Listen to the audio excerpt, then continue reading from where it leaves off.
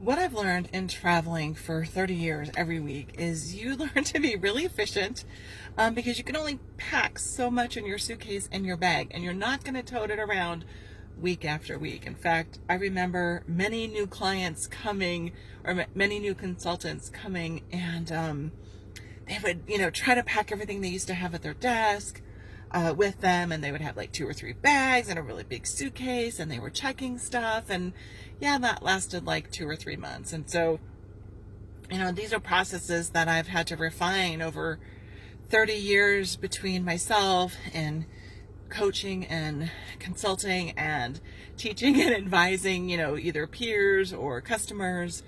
And these techniques have worked for me. And so one of the things is, I started off with, 2 notebooks. I'd have one for personal and one for my clients. And then I was going to multiple clients. So then I was having to travel with multiple notebooks. And then I would get called away at one client to another client. And of course I didn't have that notebook. And so, I said, okay, well, I'll have one notebook for all my clients and one for personal. And then I didn't have the information I needed, and carrying 2 notebooks was getting heavy because you have laptop and other stuff. And so after a while, I went down to 1 notebook. Well, but first I had to try some electronic stuff. So as much as I'm a gadget girl, I love gadgets. I tried everything. And now you got to mind you, like 20 and 30 years ago, the digital stuff wasn't as good as writing now on some of the tablets, but it's still not as good. In fact, it was a novelty because it was distracting, because I remember sitting in the boardroom with my clients, and we're sitting there at the meeting, I'm taking notes, and everyone's so enamored with what I'm doing in my notebook, they're not paying attention. So I also had to stop that for many reasons.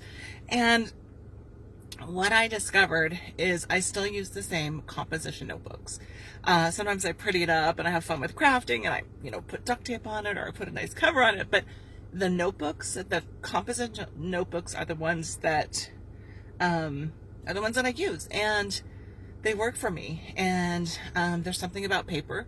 I'm very visual, and when I write it down on paper, it helps me remember. And there's stats on that. I've had some folks that push back and always go electronic, but the stats are there, and they've been there for years, which is paper.